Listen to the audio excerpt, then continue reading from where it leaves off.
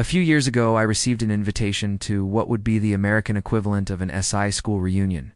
I wasn't exactly Mr. Popular during that period, so I was hesitant to go, but my wife convinced me that it would be fun to see some familiar faces. Anyway, I go there and it goes exactly the way I expected. I recognize a few people, but don't know any well enough to start a conversation. Plus, people are already in groups, talking to each other, so I do what I do best, sit in a corner, and start drinking. After a while, this girl comes sitting next to me. She seems like she's having as much of a good time as I am. I don't really recognize her, but we're having some small talks, and I'm finally a bit less bored. As we speak, I start noticing something strange about the way she's behaving, but I can really tell what it is. I remember thinking at some point that she might be flirting with me, but can really figure it out? Anyway, we continue to talk, and the more we do, the more I realize there's not something weird with that girl. There's something wrong. She's forgetting some words or mispronounce them.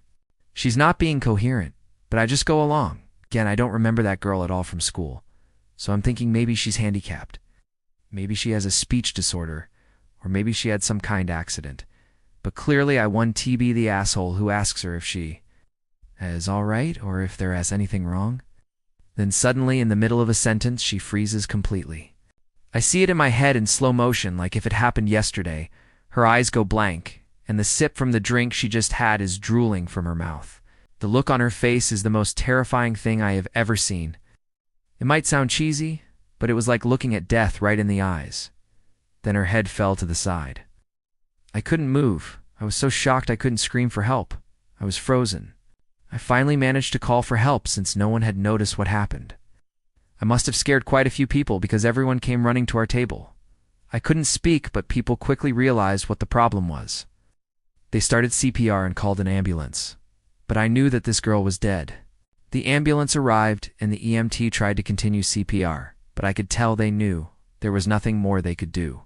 They left, and I never heard anything back.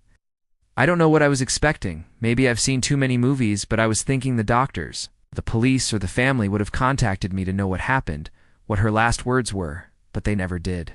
A few days later, I saw in the local newspaper that she had died. I thought about going to the funeral, but couldn't gather the courage. To this day, the look in her eyes terrifies me.